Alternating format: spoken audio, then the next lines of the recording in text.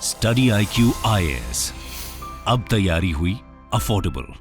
नमस्कार दोस्तों फाइनली भारत और UAE that is United Arab Emirates के बीच में रूपी दिरहम में ट्रेड होने जा रहा है। काफी लंबे समय से आप इस चीज को सुनते आ रहे थे कि भारत कोशिश तो कर रहा है करने की, लेकिन अभी तक पूरा नहीं हो पाया। जैसा कि आपको पता होगा, फ्रांस के दौरे पर गए हुए थे प्राइम मिनिस्टर मोदी और लौटते वक्त वो यूएई एक दिन यहां पर रुक गए और वहीं पर यह बड़ा अनाउंसमेंट किया गया है। आप देख सकते हैं, India UAE sign MOUs for promoting local currencies in cross border trade. तो बेसिकली इसकी वजह से क्या है कि जो भारत की RBI है सेंट्रल बैंक और वैसे ही यूएई की जो सेंट्रल बैंक है, दोनों के बीच में यहां पर MOU साइन किया गया। तो उसके बारे में आपको बताऊंगा कैसे वर्क करेगा, ये बेनिफिट्स क्या क्या होंगे, काफी कुछ जानने को है। चलिए आगे बढ़ते हैं, लेकिन उससे पहले ध्यान रखिएगा, आप में से जितने भी लोग यूपीएससी 2024 की प्रिपरेशन कर रहे हैं और आप सिंगल बैच लेकर प्रीलिम से लेकर इंटरव्यू तक की पूरी तैयारी करना चाहते हैं, कुछ भी और लेना नहीं है, तो ये इस बैच को ज्वाइन करिए। 3 लाइव बैच स्टार्ट किए गए हैं, दैट इज प्योर इंग्लिश में, प्योर हिंदी और इंग्लिश बैच। हमारे वेबसाइट ऐप पर जाकर या फिर कमेंट सेक्शन में इसका लिंक है, वहां पर जाकर यूज कर सकते हैं कोड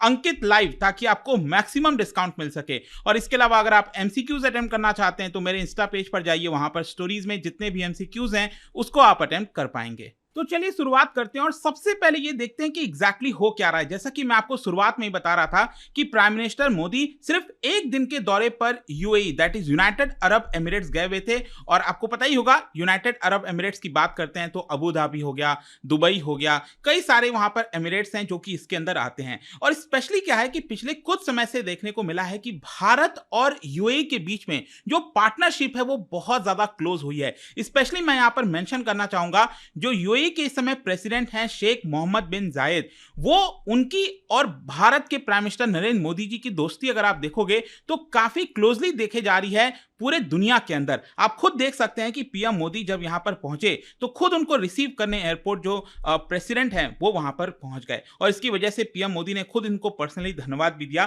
खैर वो सब अलग है, हम यहां पर जो बात कर रहे हैं वो ये है कि भारत और यूएई के बीच में जो पैक्ट साइन हुआ है, जिसकी वजह से एक फ्रेमवर्क बनेगा ताकि यहां पर जो रूपी और यूएई का दिरहम है, जैसे भारत की करेंसी रूपी है, वहां की जो करेंसी है उसको AED शॉर्ट में कहा जाता है, बेसिकली दिरहम। और क्रॉस बॉर्डर ट्रांजैक्शन, जितनी भी ट्रांजैक्शंस होंगे भारत और यूएई के बीच में, अब वो यहां पर लोकल करेंसीज में हो सकेंगे। और आप देख सकते हैं कि RBI ने खुद यहां पर स्टेटमेंट जारी किया 15 जुलाई को और अपने स्टेटमेंट में यह कहा कि हमने MOU यहां पर साइन किया है ताकि एक फ्रेमवर्क बनेगा दोनों देश के बीच में, ताकि लोकल करेंसीज में ट्रेड हो सकेगा। लेकिन सबसे खास बात मैं आपको बताता हूं, जब ट्रेड की हम बात करते हैं तो ज्यादातर हमें लगता है सिर्फ एक्सपोर्ट इंपोर्ट की, लेकिन ये जो एग्रीमेंट हुआ है दोस्तों, लेट मी टेल यू, ये बहुत बड़ा एग्रीमेंट है। क्यों? क्योंकि जैसे आप देख सकते हो, बैलेंस ऑफ पेमेंट जब हम कहते हैं ना, तो इसके अंदर 2 चीजें आती हैं। एक होता है करंट अकाउंट और दूसरा होता है कैपिटल अकाउंट। करंट अकाउंट के अंदर आप सबको पता होगा, यहां पर जो फिजिकल गुड्स होते हैं, जो जिसका एक्सपोर्ट इंपोर्ट किया जाता है, वो जो ट्रेड होता है उसको करंट अकाउंट में हम काउंट करते हैं। वैसे ही जो सर्विसेज हो गया वो भी करंट अकाउंट में आता है। तो ये सारी चीजें करंट अकाउंट में आती हैं। तो ये जो ट्रांजैक्शन है ये तो रूपी और जो दिरहम है उसमें तो होगा ही होगा, लेकिन इसके साथ साथ जो कैपिटल अकाउंट के ट्रांजैक्शन है, जैसे कि मान लो अगर यूएई कई सारा इन्वेस्टमेंट कर रहा है भारत के अंदर, तो उसका भी जो एक्सचेंज है वो रूपी और दिरहम में हो सकेगा। फिर इसके अलावा आपको पता है कि भारत से बहुत सारे जो लोग हैं वो यूएई जाते हैं, वहां पर काम करते हैं और जो पैसा है भारत भेजते हैं उसको कहते हैं रेमिटेंसेस। ये जितनी भी चीजें आप देख रहे हो ना, वो अब रूपी और दिरहम में हो सकेगी। मतलब एक प्रकार से भारत और यूएई ने डिसाइड कर लिया है कि जो डॉलर में पहले चीजें हुआ करती थी, अब उसको पूरी तरह से हम खत्म कर देंगे। तो धीरे धीरे आपको कहीं ना कहीं समझ में आएगा कि अब यहां पर जो देश हैं वो आपस में एग्रीमेंट करना चाहते हैं और जो डॉलर में ट्रांजैक्शंस होता था उसको धीरे धीरे खत्म करना चाहते हैं। क्वेश्चन ये है कि ये सारी चीजें कैसे हो सकेंगी। देखिए, आपके स्पेशली जो लोग यूपीएससी की प्रिपरेशन कर रहे हैं, बाकी एग्जाम्स की, स्पेशली यूपीएससी के प्रीलिम्स में कई बार क्वेश्चन पूछा जा सकता है कि recently local currency settlement system ये न्यूज में था, ये कौन से देश के साथ न्यूज में था? तो भारत और यूएई के बीच में यहां पर जो एग्रीमेंट बना है, जो फ्रेमवर्क बनेगा, उसके तहत यहां पर भारत और यूएई वो एक प्लान सेटअप करेंगे और इसी को बेसिकली बोला जा रहा है लोकल करेंसी सेटलमेंट सिस्टम। मतलब इसी सिस्टम के माध्यम से रूपी और दिरहम में ट्रेड हो सकेगा, जिसके तहत जो एक्सपोर्टर हैं और इंपोर्टर हैं वो अपने जो इनवॉइस बनाएंगे उनको अब डॉलर में इनवॉइस बनाने की जरूरत नहीं है। देखो पहले क्या होता था ना, काफी प्रॉब्लम होती थी। मैं आपको एग्जांपल बताता हूं। जैसे कि मान लीजिए अगर कोई एक्सपोर्टर है भारत से, अगर कोई संतरा यूएई भेजना चाहता है, ऑरेंज, ठीक है, अब उसको ऑरेंज भेजना है, कहां पर, यूएई में भेजना है। तो उसके लिए पहले क्या करना पड़ता था, जो भी यूएई के अंदर खरीदता था, तो ऐसा नहीं है कि भारत में अगर मान लो जो व्यक्ति रह रहा है वो क्या चाहेगा, उसको तो रुपये में चाहिए। लेकिन अब यूएई में बैठा जो व्यक्ति है जो संतरा खरीद रहा है वो तो रुपये में ले नहीं सकता। तो इसकी वजह से क्या होता था, तब बीच में डॉलर आ जाता था। पहले रुपये को डॉलर में कन्वर्ट होता था, फिर यहाँ पर जो इन्वॉइसेस हैं डॉलर में बनते थे, फिर वहां से जो है यूएई में जो पर्सन बैठा है उसको यहाँ पर जो अमाउंट है, ऑब्वियस सी बात है वो तो दिरम में पे करेगा, दिरम से वो डॉलर में होता था, फिर डॉलर से रुपये और रुपये में इधर आता था। आ रहा है समझ में? मतलब इंपोर्ट एक्सपोर्ट जितनी भी चीजें होती थी उसमें यूजुअली प्रॉब्लम आता है, टाइम टेकिंग होता है और कॉस्ट भी बढ़ जाते हैं ट्रांजैक्शंस के। लेकिन अब ऐसा नहीं होगा।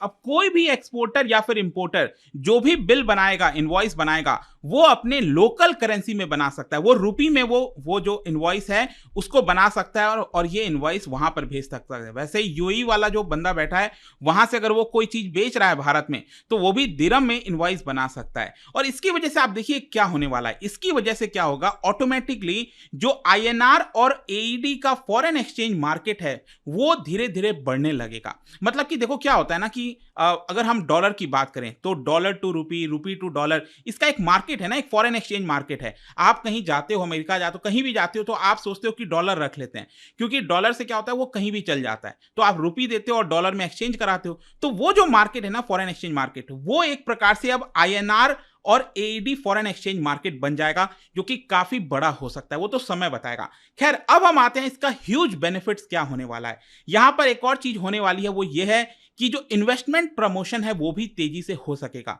मैंने आपको बताया ना कि ये जो अरेंजमेंट है इसके अंदर अगर यूएई कई सारा इन्वेस्टमेंट करता है भारत में, वो आसानी से अब कर सकेगा। तो यूएई को लगेगा ये तो बेनिफिशियल है, तो वो ज्यादा इन्वेस्टमेंट करेगा भारत में। वैसे ही रेमिटेंसेज हो गया, भारत के जो लोग जाते हैं वो पैसा भेजते हैं तो वो भी आसानी से अब भेज सकेंगे। फिर इसके अलावा यहाँ पर क्या है, जो मैंने आपको बताया, जो ट्रांजेक्शन कॉस्ट है वो कम हो जाएगा। जो सेटलमेंट टाइम होता था पहले लगता था वो कम हो जाएगा। और इसकी वजह से ऑटोमेटिकली क्या होगा, जब ये चीजें कम हो जाती हैं तो ट्रेड भी आपस में बढ़ने लगता है, क्योंकि यहां पर ब्रोकरेज चार्जेस कम हो गया ना। पहले आपको दिरहम से डॉलर, डॉलर से रुपी करना होता था तो वो ब्रोकरेज चार्ज लगता था, जिसकी वजह से कॉस्टिंग बढ़ जाती थी। अब वो यहां पर नहीं होना पड़ेगा।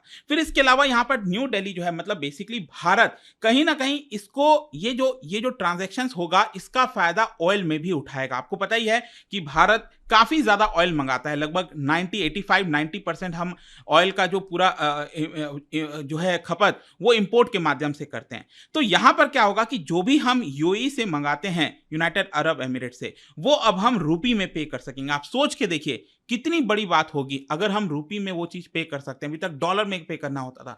तो ऑब्वियस सी बात है, जिन जिन देशों को हम डॉलर देते थे, अब rather than paying in dollar, अब हम चाहेंगे कि यूएई से ज्यादा ऑयल हम खरीदें, क्योंकि हमें डॉलर की चिंता नहीं है, अब तो हमें रुपी में पे करना है।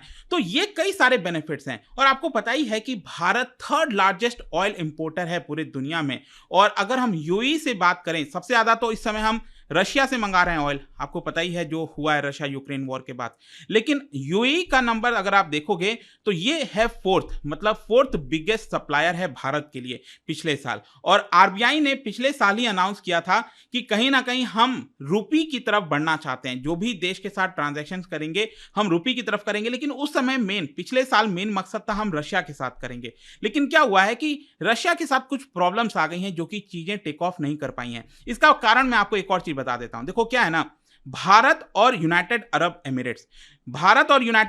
एमिरेट्स में यहां पर जो भी ट्रेड होता है वो ऑलमोस्ट क्या है कि भारत से भी चीजें यूएई के अंदर जाती हैं और यूएई से भी हम बहुत सारी चीजें खरीदते हैं, तो जिसकी वजह से चीजें थोड़ा सा बैलेंस हो जाता है, ट्रेड बैलेंस हो जाता है। लेकिन रशिया के केस में प्रॉब्लम क्या है कि हम रशिया से बहुत चीजें तो मंगाते हैं और ऑयल आज के रेट में मंगा रहे हैं, डिफेंस इक्विपमेंट, इतने सारी चीजें मंगाते हैं, लेकिन रशिया हमसे बहुत चीजें नहीं खरीदता। तो जिसकी वजह से रशिया का जो एक कंसर्न था वो ये था कि वो अगर रुपये में ट्रेड करेगा तो रशिया के पास बहुत सारा रुपए इकट्ठा हो जाएगा, तो उस रुपए का करेगा क्या, वो रशिया की वजह के लिए बड़ा प्रॉब्लम था। और इसकी वजह से कहीं ना कहीं अभी तक रशिया के साथ जो रुपी ट्रेड है वो नहीं हो पाया है। खैर, इसके अलावा एक और चीज है कि यहाँ पर एक्सचेंज रेट का जो रिस्क है वो भी कम किया जा रहा है। देखो दोनों देश के बीच में अगर आप बायलैटरल ट्रेड देखो 2022-23 में ये लगभग पहुंच गया था 85 बिलियन डॉलर के आसपास, ठीक है। तो क्या होता है ना कि जब इतना बड़ा ट्रेड होने लगता है तो जो एक्सपोर्टर्स हैं उनको डर रहता है कि एक्सचेंज रेट में कोई प्रॉब्लम ना आ जाए। मान लो भारत से ऑरेंज जैसे मैंने आपको एग्जांपल दिया, तो अगर उसको मान लो 10 लाख रुपए मिलने हैं, ठीक है। अब 10 लाख रुपए किसमें मिलने हैं? अब तो क्या है कि वो दिरहम जो भेज रहा है, जो यूएई में बैठा व्यक्ति है वो दिरहम में डॉलर में कन्वर्ट कर रहा है, फिर डॉलर से रुपी में कन्वर्ट होकर आ रहा है। तो क्या होता है कई बार फ्लक्चुएशंस हो जाते हैं, कई बार डॉलर की वैल्यू गिर गई। अब डॉलर की वैल्यू गिर गई तो अचानक से यहाँ पर उसको पैसे कम मिल जाएंगे या फिर ज्यादा मिल जाएंगे, कुछ भी हो सकता है, मेरा कहने का मतलब है। तो वो रिस्क जो होता है ना उसकी वजह से भी प्रॉब्लम आती है। अब ये सारे रिस्क भी यहां पर एक प्रकार से खत्म होते जाएंगे। खैर आखिरी में चीजें यही निकल कर आती हैं कि भारत पूरा प्रयास कर रहा है कि अब इंटरनेशनलाइजेशन ऑफ रुपी की तरफ हम बढ़ सकें धीरे धीरे। अभी देखो बहुत लंबा समय लगेगा, इतना आसान नहीं है, लेकिन कहीं ना कहीं अगर आप देखोगे रशिया के साथ, अफ्रीका में बहुत से देशों के साथ, गल्फ रीजन हो गया, श्रीलंका, बांग्लादेश, कहीं ना कहीं इन सभी देशों ने इंटरेस्ट दिखाया है भारत के साथ कि रुपये में वो व्यापार कर सकते हैं। तो कहीं ना कहीं एक बड़ा कदम है अगर हम यूएई के साथ ये स्टार्ट कर रहे हैं और देखते हैं आगे क्या होता है। खैर इसके अलावा सेंट्रल बैंक जो है हमारी देश की जो आरबीआई है वो कोशिश कर रही है कि एक स्टैंडर्ड ऑपरेटिंग प्रोसीजर एसओपी जिसको कहते हैं ना वो बना दिया जाए सभी बैंकों के लिए। जब हम रुपये में ट्रेड कर रहे होंगे तो एक एसओपी बन जाएगा, स्टैंडर्ड ऑपरेटिंग प्रोसीजर बन जाएगा, ताकि आगे से मतलब यूएई के साथ जो हम कर रहे हैं जिस तरह का व्यापार उसी तरह से बाकी देशों में भी इस चीज को इंप्लीमेंट कर सकें। खैर आई होप कि आपको इस वीडियो के माध्यम से सब कुछ समझ में आ गया होगा क्या चीज है ये। और जाने से पहले एक इंटरेस्टिंग क्वेश्चन क्या बता सकते हैं कि लॉरेंस कर्व, देखिए इकोनॉमिक्स का क्वेश्चन है, लॉरेंस कर्व इन चारों में से किस चीज को रिप्रेजेंट करता है? इसका राइट आंसर आप सबको पता है, मेरे इंस्टाग्राम पर तो मिलेगा ही, वहां पर अगर आप नहीं हो कोई बात नहीं, टेलीग्राम से ले सकते हैं इसका सही उत्तर। मैं कई सारे जो एमसीक्यूज हैं वो यहाँ पर स्टोरीज में डाला करता हूं। बाकी अगर आपको पीडीएफ चाहिए तो टेलीग्राम पर आइए, अलग अलग सोशल मीडिया पर आप जुड़ पाओगे। और जैसा मैंने बताया था यूपीएससी की अगर आप तैयारी कर रहे हो, just use the code Ankit live to get maximum discount. कोई भी बैच आपको लेना हो जल्द से जल्द अपनी सीट को बुक कर सकते हैं। एंड आई होप कि वीडियो आपको पसंद आया होगा। मिलता हूं आपसे next time, till then thank you very much, see you soon. Study IQ IAS, अब तैयारी हुई अफोर्डेबल।